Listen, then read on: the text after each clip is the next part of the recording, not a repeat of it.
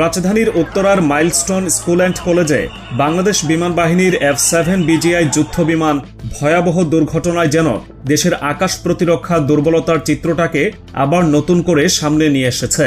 চারদিকে আলোচনা শুরু হয়েছে চীনের তৈরি এই F-7 যুদ্ধ বিমানগুলো নিয়ে।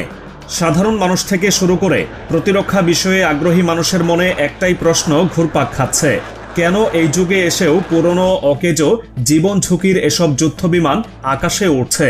কেন আমাদের আকাশ সীমায় অত্যাধুনিক বিমানের গর্জন শোনা যায় না? 21 জুলাই দুপুর 1:06 একদিনে রাষ্ট্রীয় শোক ঘোষণা। কারণ বাংলাদেশ বিমান বাহিনীর একটি F-7 BGI যুদ্ধ বিমান উড্ডয়নের কিছুক্ষণের মধ্যেই বিধ্বস্ত হয় উত্তরার জনবহুল এলাকায়। মৃত্যুর সংখ্যা দাঁড়ায় 27, আহত প্রায় 2 শতাধিক। এমন ভয়াবহ মানবিক বিপর্যয়ের পর দেশ জুড়ে তীব্র প্রতিক্রিয়া দেখা দেয়। মানুষ জানতে চায় এই বিমানটা এত পুরনো কেন, আর কেনই বা এখনো এটি ব্যবহার করা হচ্ছে। আসুন একটু গভীরে প্রবেশ করা যাক।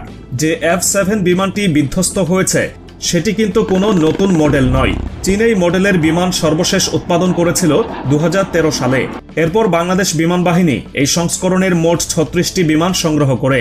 কিন্তু ভাবনার বিষয় হলো যে চীন এই বিমান তৈরি করেছে, সেই চীনই কিন্তু বছর দুয়েক আগে তাদের নিজেদের বিমান বাহিনী থেকে এই মডেলকে অবসরে পাঠানোর বা ডিকমিশন করার সিদ্ধান্ত চূড়ান্ত করে।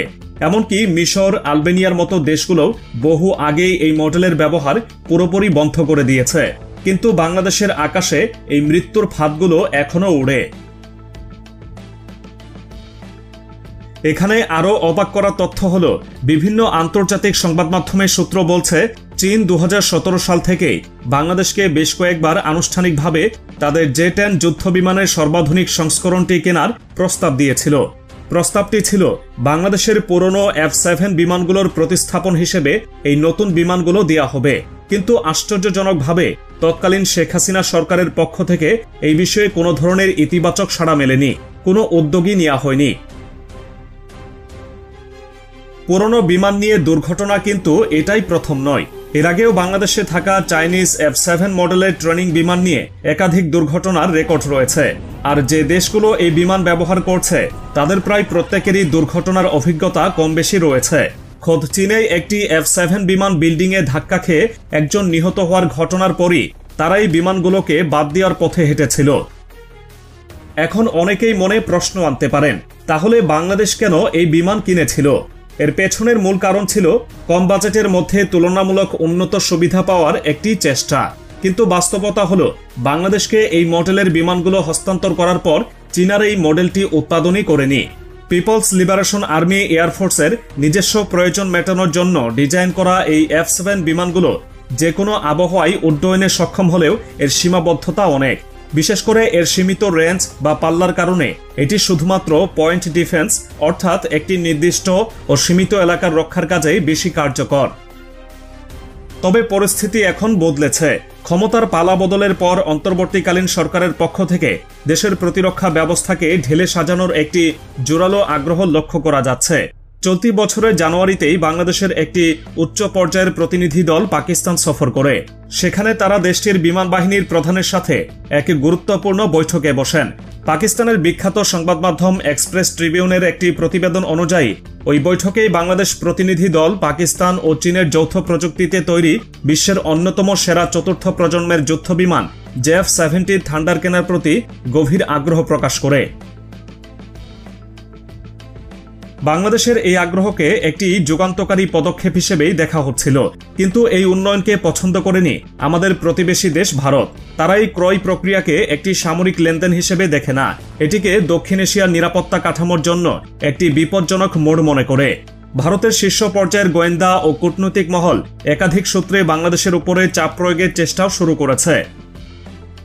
ডিফেন্স সিকিউরিটি এশিয়া তাদের প্রতিবেদনে সরাসরি উল্লেখ করে ভারত এখন সক্রিয়ভাবে কাজ করছে যাতে বাংলাদেশ এই JF-17 যুদ্ধবিমান না কিনতে পারে।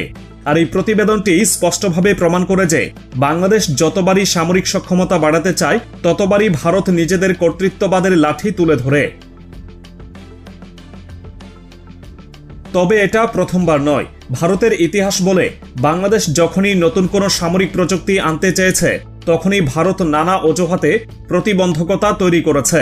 এবারও এর ব্যতিক্রম হচ্ছে না, কারণ JF-17 থান্ডার যুদ্ধবিমান শুধু বাংলাদেশকে আকাশ প্রতিরক্ষায় এক ধাপ এগিয়ে দেবে না, এটি একটি বার্তাও দেবে, যেখানে বাংলাদেশের সিদ্ধান্ত আর নির্ভর করছে না কারো অনুমতির উপর।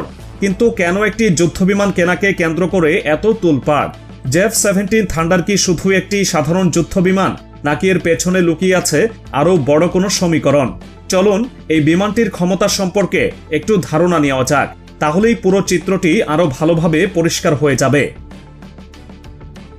বলে রাখা ভালো, JF-17 থান্ডার কোনো একক দেশে তৈরি বিমান নয়। এটি পাকিস্তান এবং চীনের বন্ধুত্বের এক অনন্য সামরিক নিদর্শন। পাকিস্তানের অ্যারোনটিক্যাল কমপ্লেক্স PAC এবং চীনের বিখ্যাত চ্যাংদু এয়ারক্রাফট ইন্ডাস্ট্রি কর্পোরেশন, এই দুই প্রতিষ্ঠানের যৌথ উদ্যোগ এবং প্রযুক্তির ফসল হল এই যুদ্ধ বিমান। ওজনে তুলনামূলকভাবে হালকা হওয়ায় এটি আকাশে অবিশ্বাস্য দ্রুততায় ম্যানিউভার বা কৌশল পরিবর্তন করতে পারে, যা একে আকাশ যুদ্ধে এক অপ্রতিরোধ্য শিকারিতে পরিণত করে। এর সবচেয়ে বড় শক্তি হলো এটি দিন বা রাত, রোদ বা ঝড়, যে কোনো আবহাওয়াতেই সমানভাবে কার্যকর। সামরিক পরিভাষায় একে বলা হয় একটি মাল্টিরোল ফাইটার জেট। একটু সহজ করে যদি বলি, এর মানে হলো JF-17 একটি বিমানের মধ্যেই একাধিক বিমানের কাজ করতে সক্ষম। অনেক উঁচু থেকে শত্রুর অবস্থানে নিখুঁত হামলা চালানো, আবার মুহূর্তেই মাটির খুব কাছাকাছি নেমে এসে বোমা বর্ষণ করা, কিংবা প্রতিপক্ষের যুদ্ধবিমানের সাথে আকাশে মুখোমুখি লড়াই বা ডগফাইটে নিজের শ্রেষ্ঠত্ব প্রমাণ করার ক্ষমতা রাখে এই বিমান। শুধু আক্রমণই নয়, প্রতিরক্ষাতেও এটি সমান পারদর্শী। শত্রুর আকাশসীমায় সাহসিকতার সাথে ঢুকে তাদের ঘাঁটি এবং সমরসজ্জার নির্ভুল তথ্য সংগ্রহ করে ফিরে আসার মতো কঠিন কাজও এটি নিমিষেই করতে পারে। এক কথায় এটি একটি উড়ন্ত শিকারী, যা একই সাথে গোয়েন্দা এবং ঘাতকের ভূমিকা পালন করতে পারে।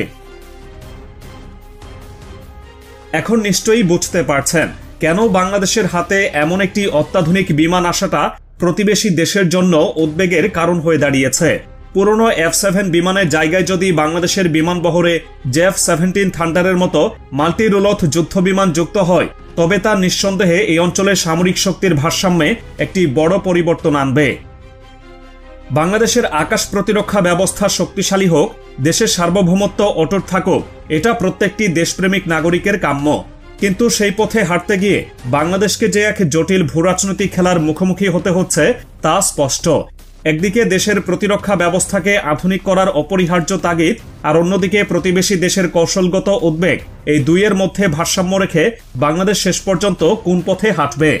JF-17 থান্ডারের গর্জন কি সত্যি একদিন বাংলাদেশের আকাশে শোনা যাবে, নাকি ভূরাজনৈতিক চাপের কাছে এই আগ্রহ থেমে যাবে? উত্তরটা আমার আপনার সবারই আজ অজানা।